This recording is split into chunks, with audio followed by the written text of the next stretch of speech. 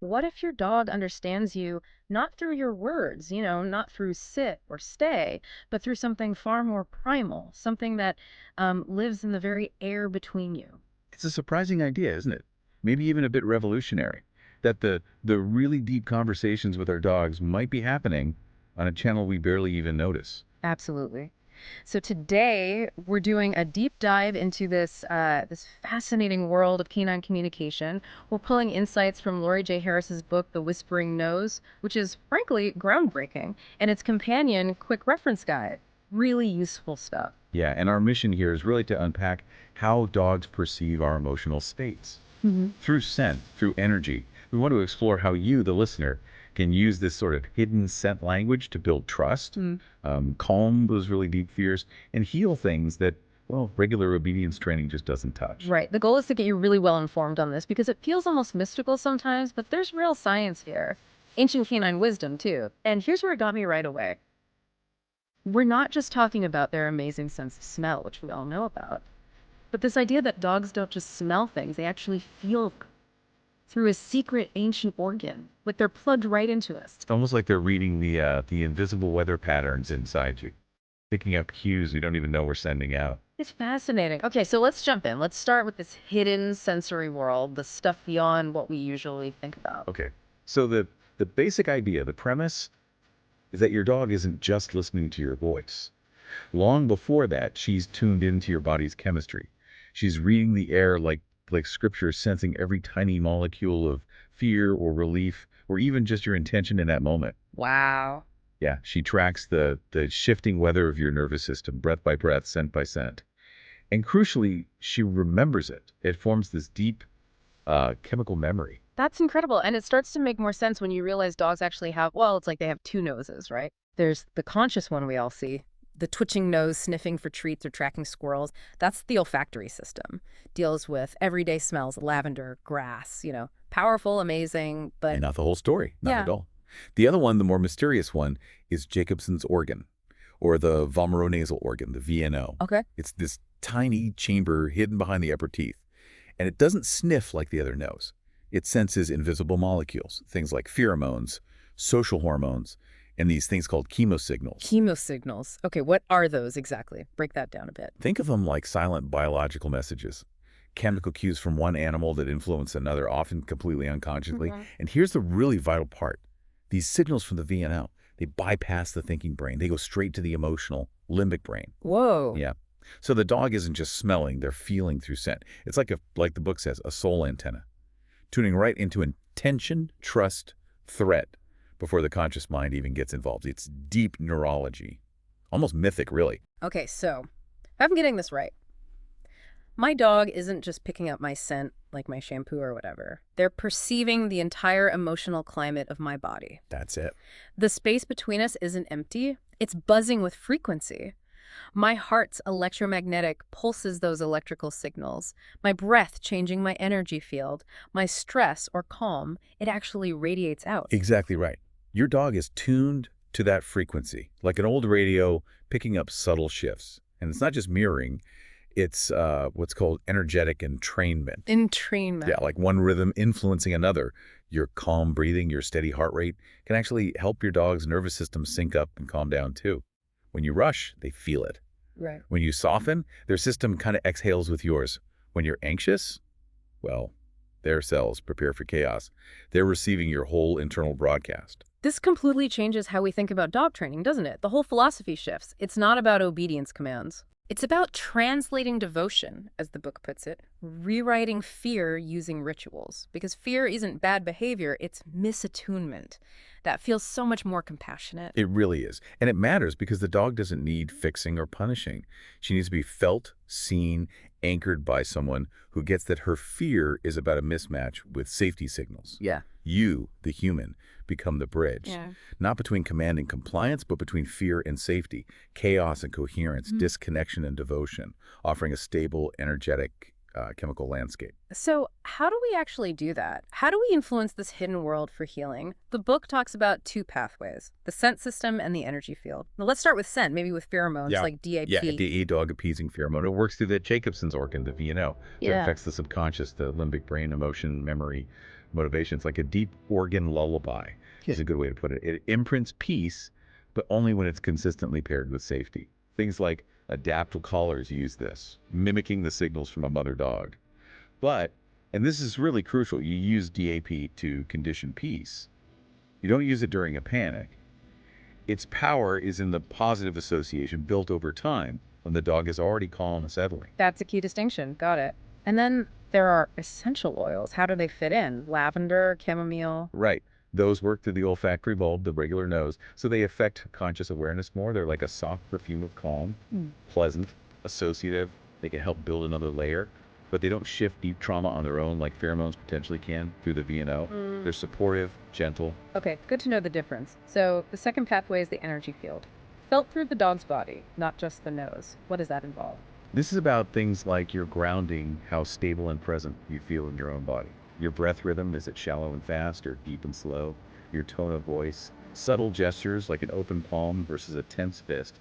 Your own bioelectric coherence. Bioelectric coherence. Yeah, basically how harmoniously your body's systems, especially your heart and brain, are communicating creates a measurable field.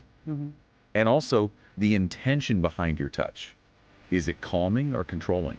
When your dog senses your calm, your coherence, not just smells a calming oil, but feels your calm feel, that's when the deepest co-regulation happens. You are literally the bridge. That really connects the science and the soul of it. Okay, so let's make this practical. How do we apply this to specific challenges? The book frames each one with the dog's wound, what their nose reads, and then rituals using scent, energy. Right. Let's start with fear-based reactivity toward people. The book calls it the rattle at the door. The wound is often a deep chemical memory, a warning linked to maybe a human startle or fear in the past. Okay. So dogs VNO reads say the owner's stress hormones the second someone knocks, and that translates instantly to danger, we're not safe. It's not defiance, it's biology. It's empathy gone into overdrive based on past scent memory. So the healing isn't about yelling quiet. It's about speaking to that subconscious brain before the reaction kicks in, using pheromones, oils, your own calm energy. Exactly. Yeah. Proactively. So a key ritual might be having a DAP diffuser near the door, creating this constant background scent of safety in that specific location. Maybe a DAP collar too, but again, put on when the dog is calm, so the association is positive. And what about the human's part? Energetically. Your co-regulation breath is huge here. Sit near your dog, maybe hand on your own chest, breathe in slowly for 4, out gently for 6 or 8, soften your gaze. You can even use a silent mantra like the book suggests. We breathe safety in, we send fear out. You become the energetic anchor. That makes sense, and I love these Kyo prompts for the human and pack whispers for the dog. For this one, the Kyo prompt is, when someone knocks, what part of me panics? What if, instead of controlling my dog, I ritualize the space we both fear? That really makes you think. It does. Turns the focus inward. And the pack whisper. The doorway is not a threat, it is a threshold, and we cross it together, one breath, one spiral, one whisper at a time. It frames it as a shared journey. Okay, next. Leash reactivity and sensory flooding. The raging tether. The wound here is like a physiological storm, right? Limbic system overrides the thinking brain. Exactly. The leash feels like a trap. The dog's VNO is picking up stress pheromones, hormonal shifts, maybe old scent memories on the pavement. The whole world feels overwhelming. So the healing is about interrupting that flood before it starts, preparing your own energy field. Precisely. So a ritual could be spraying Adaptil on a bandana 15 minutes before the walk, pairing it with calm touch. Then your energy on the walk. Loose shoulders, soft gaze, walking with intention but not tension. Thinking of the leash like silk, like a pressure pendulum that moves with your breath, not a tight wire. And if a trigger another dog, say, appears, what's a good ritual then? Instead of tensing up and pulling back, try the spiral technique. Gently guide your dog into a wide circle. Let them sniff, move, spiral away from the direct line of the trigger. It changes the dynamic from confrontation to fluid movement. You can use a mantra like, the path bends, but we are safe. Creating space, not forcing through. The Kyo prompt here. What part of me tightens when the leash does, when my dog rages? What in me is still begging for room to breathe? Wow, powerful self-reflection. And the pack whisper. The leash is not a rope of control, it is a thread of breath between hearts. When we walk in spirals, we walk back to trust. Really reframes the whole walk. Okay, moving to hyperstartle and nervous system fragility. Lightning in the bones. The wound is the brain having trouble shifting into that calm, parasympathetic state. Low vagal tone, maybe? Often, yes. The vagus nerve isn't regulating stress responses effectively. Their VNO is constantly confirming alarm, reading adrenaline, cortisol, old fear sense. The world is just too loud, too fast for their system. So healing isn't about toughening them up. It's about ritual stillness, creating consistent safety signals. Exactly. One breath, one scent at a time. A core ritual is the scent cave, a safe retreat crate, corner, whatever, with a DAP-infused blanket, something with your scent, maybe a tiny bit of lavender, soft music, or pink noise. It's a space purely for calming down, for reclamation. And how do we help energetically with such a fragile dog? The stillness ritual is key. You sit quietly near their safe space. No talking, no commands. Palm on the ground or your heart. That slow 4 ins, 8 out breath. Just be calm. Widen your own field. If they approach or touch you, keep your touch rhythmic and gentle, not stimulating. You become the quiet anchor they can tune into. The Keo prompt. When my dog flinches, what part of me lips to? What if I stopped answering the panic and became the quiet? And the pack whisper is beautiful. Some dogs were born tuned to the wind. They don't need less sensitivity. They need a world soft enough to hold it. It's about acceptance and accommodation. Let's talk about stranger-directed aggression, the fire at the threshold. The wound seems similar chemical whispers, sent memories activating fear centers like the amygdala. Yes, the VNO might pick up on residual fear sense, maybe certain hormone profiles, unfamiliar synthetic smells, triggering that protective keep-away response. It's not usually hate. It's perceived danger based on scent and memory. History, really. So healing means speaking to the nose, the field, the memory map. Right. Priming the encounter is crucial. Use adaptable near entryways. Put DAP spray on their bandana when they're calm, well before a visitor comes, so the limbic brain learns this scent means peace is possible here. Setting the stage chemically and energetically during the interaction, what's the human's role? Bioenergy matching. Super important. You have to ground yourself first. Hand on heart, deep 5 ins to 7 out breaths. Visualize calm wrapping around your dog. Then coach the visitor. Enter sideways, soft eyes, no reaching, low voice. Maybe they hold a cloth with the dog's calming scent on it. And critically, they sit and wait. Let the dog choose proximity. No forcing, no luring with food right away. Respect the dog's need for space and choice. Low pressure. Makes sense. Keo prompt. When my dog reacts to a stranger, what part of me tightens to, what if I allowed the moment to be a mirror, not a failure? And the pack whisper. Aggression is not about hatred. It's about history. And when we enter that threshold with scent, stillness, and choice, we write a new chapter in the book of trust. Powerful framing. Okay, then there's sensory overload and emotional saturation. The world is too loud. This sounds like the hyper-startled dog, but maybe more generalized.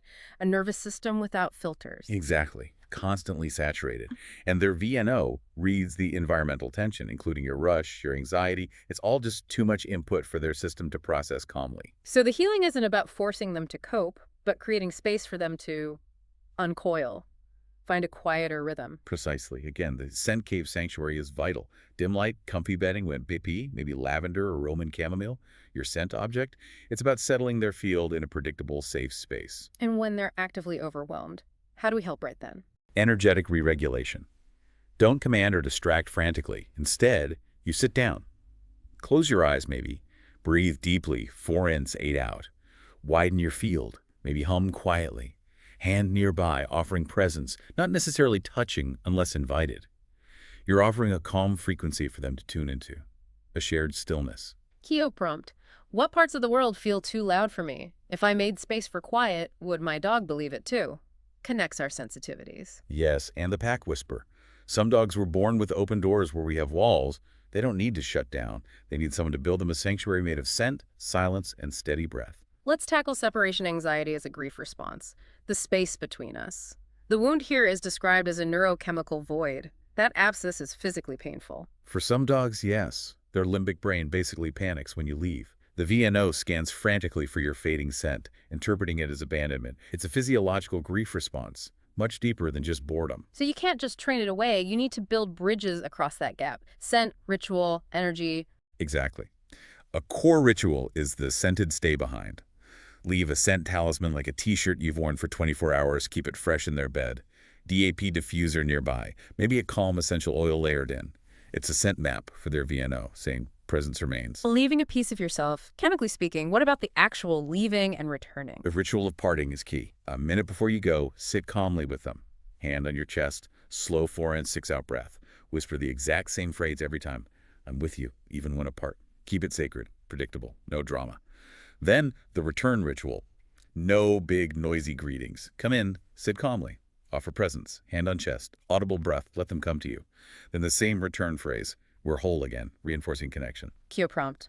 When I leave, what part of me disappears? What would it mean to leave with reverence and return with ritual? Makes you think about your own energy around departures. Absolutely, and the pack whisper. Even when we part, we are not undone. Our scent stays, our rhythm lingers, love does not vanish, it breathes between returns.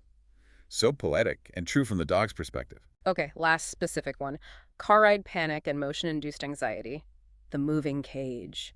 The wound is, well, it sounds like a sensory nightmare for the dog. Weird sounds, movement they can't control, no familiar sense. It really can be a multi-sensory trap. Unlocalizable noises, motion without agency, maybe airflow stripping away familiar scents, weird vibrations. The VNO finds nothing grounding, only stress history associated with the car. So healing means rewriting the car's whole story, starting before you even get in. Yes, pre-ride stillness is a great ritual. Sit with your dog calmly before going to the car. Hand on your heart. Introduce a specific car scent, anchor a cloth with Adaptil and maybe your chosen calming oil. Breathe 4 inches, 8 out. Whisper your phrase, we go together, you are safe. Prime the whole experience with calm. Setting the tone beforehand makes sense. And inside the car. Reconditioning the car. Spray DAP inside 15 minutes before. Put the scent anchor cloth in. Maybe play calming, low-frequency music, your own scent object. Then, energetically during the ride, you breathe rhythmically, audibly. Keep your voice low, melodic. If safe, rest fingers near them, offering that calm tether touch, turning the cage into a moving sanctuary. You might need to reintroduce the car slowly, too, starting with just sitting inside, engine off, then engine on, short trips, spiraling into it. Keo prompt. What part of me resists stillness when we're in motion? If I treated the car like sacred space, what might change for my dog? And for me, ties our experience to theirs. Exactly. And the pack whisper sums it up. We do not rush the journey, we spiral into it. And as the wheels turn, we carry our scent, our breath, our bond like a compass in motion. This all leads beautifully into canine bioenergy balancing, which sounds complex, but it's really about becoming that safe, energetic field for your dog, right? Right. Modulating your internal state so they can regulate theirs. That's the heart of it. We all have this measurable electromagnetic field. Our dogs read it constantly. If your field carries coherence, stillness, gentle intention, their nervous system can literally entrain to yours. Sync up with it. And this connects science and, well, something deeper. You mentioned polyvagal theory, heart rate variability. Yes, polyvagal theory helps us understand how our nervous system shifts between safety, fight, flight, and shutdown, and how our calm state, ventral vagal, signals safety to our dog. Heart rate variability, or HRV, measures the flexibility of our nervous system higher. More coherent HRV reflects calm and resilience, and that state literally radiates. Mirror neurons help explain how emotions are contagious, and the VNO, the scent connection, feeds right into this whole energetic picture. It's very holistic. So what are the core pillars of practicing this bioenergy balancing? 3 main ones. First, the breath is portal. Your breath is your remote control for your field. That lullaby breath, 4 in, 6 or 8 out, deep belly breathing bridges your heart and brain, creating coherence. Okay, pillar 2. The hands as listeners. This isn't about petting, it's about stillness. One hand on your heart, the other may be hovering just above your dog, or resting very lightly. Permissioned presence, or tether touch. You're just offering a quiet, coherent connection for their field to potentially tune into. No imposing. Got it. And the third pillar? The mind is mirror. This is maybe the trickiest. It's not about fixing the dog. It's about becoming empty enough, clearing your own mental clutter, your urgency, allowing emotions without getting caught in stories, so your dog's field has space to reorganize around your calm presence. They sense your availability, your groundedness, your calm mind mirrors safety back to them. And the book suggests a daily practice, the heart loop practice. Yes, it's simple but powerful. 5 minutes. Sit quietly with your dog. Hand on your chest, other hand near them. Silently inhale with you. Silently exhale at peace. Repeat. It builds this shared energetic anchor you can both access anytime, especially during stress or transitions. It really deepens that shared nervous system. So as we wrap up this deep dive, it really comes back to this idea that dogs are keepers of continuity. They remember us not just by words, but by the molecules we exhale, the scent of our fear or peace. Our scent tells our story to them. Absolutely. And by practicing these rituals, you really do become that field of safety, the vessel of coherence. It stops being about just training a dog and becomes about building this incredibly deep bond, this shared nervous system that resonates through everything. The legacy here, from the whispering nose, feels like, well, even if commands fade, the nose remembers. The rituals, the whispers, the shared breath, the stillness offered. That's how we leave these echoes of love in the air. It's a conversation far beyond words, touching the very essence of the relationship. So we'll leave you with that final parting whisper from the source. May your dog never forget your scent. May you never forget their silence.